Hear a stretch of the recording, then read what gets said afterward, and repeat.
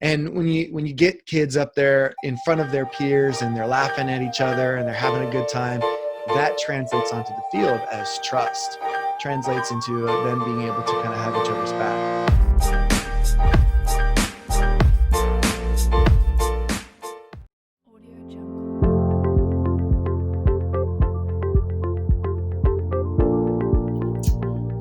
Thank you for tuning in. Thank you for coming back. If this is your first time tuning in to the Elev8 podcast, thank you. Today I'm bringing on my friend James Leath, who graciously also was our keynote speaker of last year's Elev8 Leadership Summit here in Denver for high school student athletes and coaches. My friend James has worked at IMG Academy as their head of leadership, works with Changing the Game project, and is the founder of his own company, Unleash the Athletes.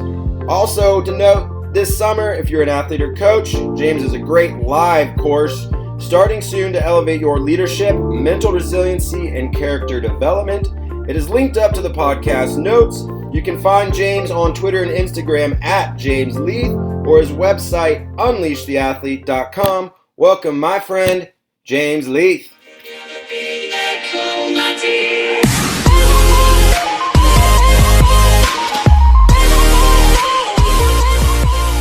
Unleash a little bit for us and tell us what Unleash the Athlete is all about. Thanks, man. I appreciate you having me on. Unleash the Athlete is, in a nutshell, all the things that I wish I knew when I was in high school and college playing sports. It's a mixture of learning about mental resiliency, about leadership development, and really character development. And that's kind of what all my stuff is about. Awesome. Fantastic. I know, we've known each other and some mutual friends, and you're well known for the games and the lessons you teach through kind of interactive activities. Is there a game right now that you've been jiving on and using a lot?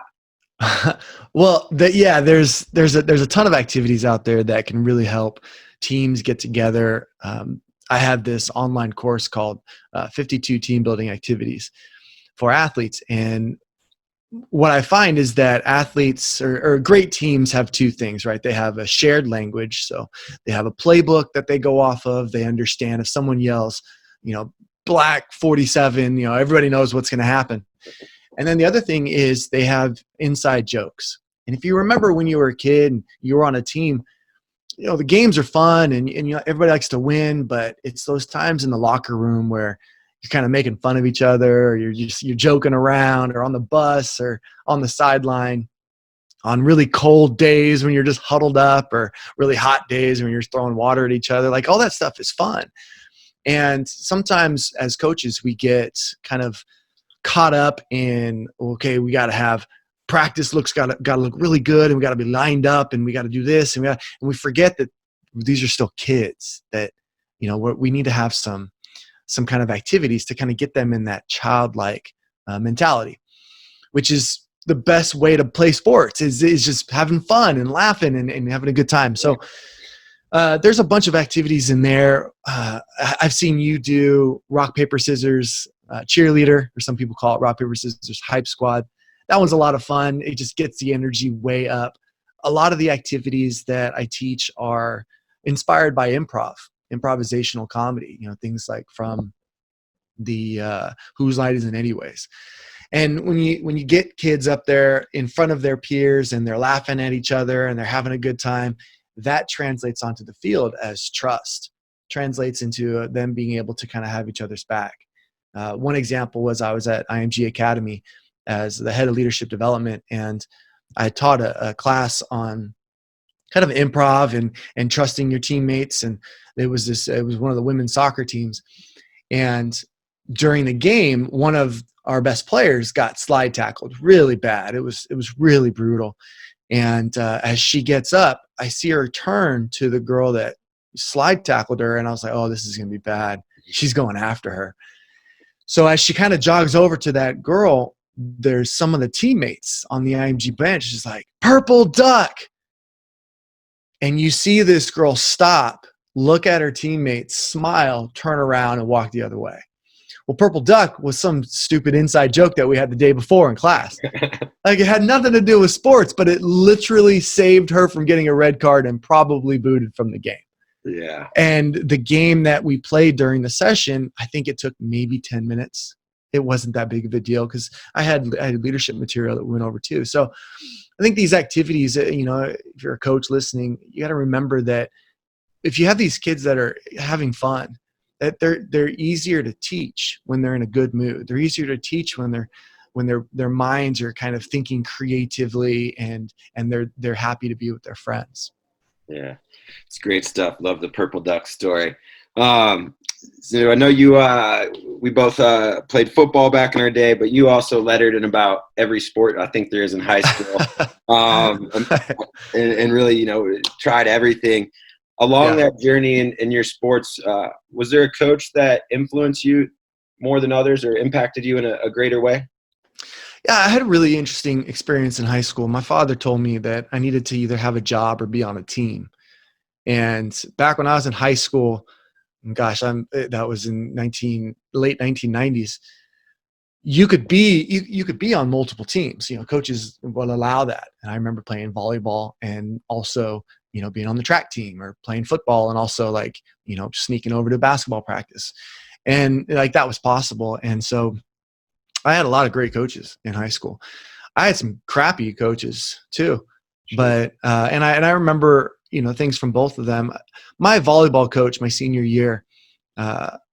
Long story short, I was terrible at volleyball. I was terrible at most of the sports, but football, like what happened was so I would wrestle, and that would make me have a better balance for football. I played basketball. Well, that made me be able to jump higher and be able to catch the ball at a higher point.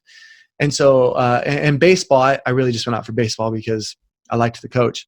But in all these sports, they made me better just overall. Even though I wasn't fantastic, football was my sport.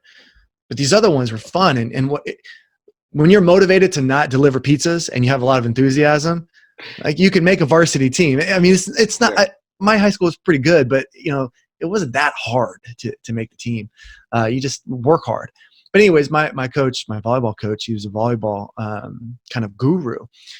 And when I made the team, I remember going in his office and I was like, I can't believe I made the team. I'm terrible. And he's like, yeah, I know. I'm like, dang, come on, coach, give me something. He goes, no, like, you have a good attitude and the guys work hard. You kind of inspire the guys. And so, you're not going to play very much, but I'd love for you to be on the team. And so I said yes. And that ended up being a really great opportunity because I didn't play much. And so I learned to ride the bench and become a role player, which I think every athlete should learn to do. But then there were a couple of instances where I was in his office or we were driving home from a long tournament. And he would teach me things like how to be in an interview and how to dress and just what to pay attention to when you go and you want to make a good impression. And there was one trip we were driving home from Las Vegas. It was 3 hours and basically just gave me a dissertation on how to present myself in front of people. And it was amazing. And so, his name was McCaffrey, Bob McCaffrey. And he was just amazing. He's just a good dude. And so I think about that kind of stuff whenever I'm coaching and I'm like, okay, how can I make this an experience that they will remember for a long time? Definitely. It's a great story. Just like you got that dissertation, you've always been kind of a lifelong learner. I can see since we've got a video here, the bookshelf of books behind you. Yeah. You're an avid reader. Why should any athlete or every athlete really, or a coach that might be listening, pick up a book? Well, I mean, in high school, I didn't read very much. A couple of years ago, so I'm turning 40 next week, and it took me until I was maybe 23 or so to go back and read all the books that I was supposed to read in high school. And I found that a really interesting thing because I was an adult and I could read The Catcher in the Rye and The Great Gatsby, and I could read about Telemachus and the Odyssey and the Iliad. And I read all these things as an adult after doing life. But I think as a kid, when you read, you realize that there are answers out there. And there's a lot of answers out there. And what happens when you read is you learn to ask better questions. And that ultimately, I think, is one of the secrets to success in life, is that you learn to ask better questions. And I deal with this in self-talk, where when I'm teaching athletes and coaches how to talk to themselves, I remind them that we speak to ourselves in questions. That when something goes wrong, we ask ourselves, like, why did I miss that shot? Why am I so stupid? Why did she say no? Why am I so ugly? Like, there's all these questions that we ask ourselves, right? But if we learn to ask better questions, then we're going to give ourselves better answers. And I think that's what reading does. I've given books to high school athletes before, and typically they don't read them. But if you can give them a book and like help them, like walk them through that, like, okay, we're going to read chapter 1 and we're going to talk about it.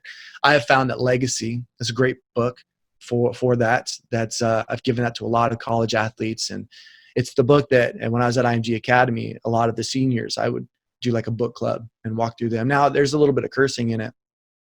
Same for Can't Hurt Me with David Goggins. I've given that to a lot of my pro athletes, and they really love that. But I think when you read, like, you have time to kind of like go back and forth with the author. You write in the book and in the margins, and I use a lot of Post-its and stuff. And so it's kind of a long answer to your question, but I think that's why they should read. All valuable. Great stuff.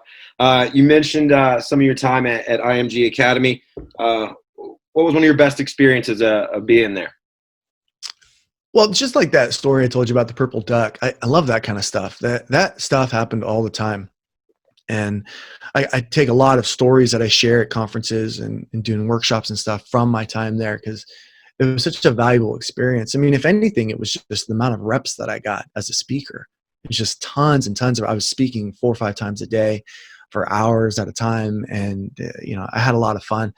But the staff was a lot of fun, and it's a unique environment because everybody there's seeking high performance and how to be better at their sport. And so there were just a lot of good things. But yeah, the purple duck story is one that I go back to. And there was this other one. Again, it was women's soccer, where one of my athletes, she kicked the ball at the goal and missed it by like 10 feet, and I was like, "Hey, Tate, you suck." And she looked at me, like, kind of whipped her hair around, like, "Who's that?" And she saw it was me. And then she kind of smiled and we laughed and it was fun. Well, like, that's a lesson in relationship, in that if I didn't know her, if she had never been in my class and laughed and knew my heart, she could have taken that in a very different way, right? And also, I know her. And so I knew she would be able to, like, internalize that and be like, "Oh, it's fun." And there's other teammates that she had that I wouldn't have said that to, because as a coach, you need to learn how to communicate effectively with each player, not just communicate to everybody exactly the same. Right. So that's something that I tell that story as well. Right on. You spend a great deal of your time working with athletes, educating coaches. If you could wave a magic wand and change one thing about youth or high school sports, what would it be? I would take Thanos's glove with all those diamonds on it, snap my fingers, and parents would be gone. They wouldn't be around. They would allow for their kid to have an experience with somebody who is not getting paid enough to do what they do as a coach. And I would just let the parents kind of, like, they would just be quiet. They wouldn't say anything. Because really, I mean, when you look at the statistics of kids quitting sports, the top reason is the car ride home. Yeah. You've had some bad coaches. I've had some bad coaches. And then you get older and you realize, oh, I'm prepared for this boss that I don't like. Yep. Because, he or she is not good at what they're doing. Neither was my coach in 7th grade or whatever. And so I think, parents just need to realize that the coach is looking out for the team, not just the athlete, not just that person's child. And that gets lost. And there was a story this last week, our friend John O'Sullivan wrote a blog about it, about another coach got fired. And he didn't get fired for ethical reasons or, degradation of morality or anything. Like, he didn't yell at a kid. Like, he didn't do anything bad, but the parents were, they like did a coup, and they're like, my kid's not playing enough. So let's fire this coach that has like state championships. Yeah. Like it's so dumb, you know. And I rode the bench in sports when I was in high school. Like I never in a million years would be like, Dad, can you call the coach and ask him Yeah. if I can play more? Like, that's ridiculous. But what I'm seeing is that was unheard of when you and I were growing up. Yeah. But now I'm seeing as an adult, you know, I'm hiring interns and, you know, looking for people to, you know, expand my business. And even when I was at IMG, I would get emails from parents of people that I interviewed for an adult job. like, Yeah. like the moment mom sends me an email, how did my son do in the interview? He has no chance of getting the job. Like he has completely disqualified himself, Right. and it's unfortunate, you know. Yeah. But like I'm not going to be fielding emails from parents from adults that I've hired, Yeah. and that's, you know, that's probably a one or two off case, but it seems like it's becoming more and more prevalent. Yeah. I think less and less surprising. Yeah. Feels like so. Kind of going back into those high school times, all the lessons you've learned and the journey you've been on. If you could go in a time machine and visit 16-year-old James, what's one truth about life you would want to tell yourself? a, a truth about life, or like something that I teach, like what do you Yeah, mean? either or something. What's a great lesson you want to go back and tell 16-year-old you? I would teach my 16-year-old self to pause and take a breath. Instead of reacting, I would say, you know, respond. And we tell kids that, but we don't really give them the opportunity to practice that. And from grade school all the way to the pros that I work with, we do a lot of breathing stuff. And I know it's kind of a hot topic right now. Everybody's talking about breathing, but it's for a reason. And the best athletes in the world have known this for decades. And you see them with their eyes closed and they're taking deep breaths. And there's something that I teach called the Wim Hof method. It's a really cool app. And he's a guy in Poland that does this really deep breathing exercises. And when you do that kind of stuff for a few days, you really see some huge change in your ability to think clearly, in your confidence, and just being able to just be relaxed in situations. And even working with pro basketball players, there was one guy last week or 2 weeks ago. He's at the free throw line after a bunch of conditioning, and he's taking a deep breath, but he's like raising up his shoulders and breathing through his lungs instead of like through his diaphragm, like this really deep breath. And so I was able to, you know, stop him because I was involved in that part of practice. And I tried to walk him through like breathing through his stomach, and he couldn't do it. Like, here's a pro athlete. He's gotten there despite knowing this stuff. And once he was able to get it, you could just see the light bulb go off. You're like, oh my gosh, like that's a lot of oxygen. I'm like, yeah, that's how you sleep. That's how you breathe when you sleep. And so you can do that on the court. And it just changed his whole mentality of it, you know, increased his confidence. And I think I would tell myself, hey, think long-term, not so short-term. The bubble that you're in is not the bubble of the world. It's just what you know now. Right. And you don't know very much. And as you get older, you realize you know less and less. Right. Great stuff for anyone listening that might be around that age or our age. Kind of moving forward and looking back and reflecting on mode. Some adults could close their mouth a little bit. For sure. I mean, I know I can sometimes. But last question, I always like to get people's response because I just find it fascinating. How do you define success? That's a great question. I think that for me is evolved over the years. My current definition of success is to be able to struggle well.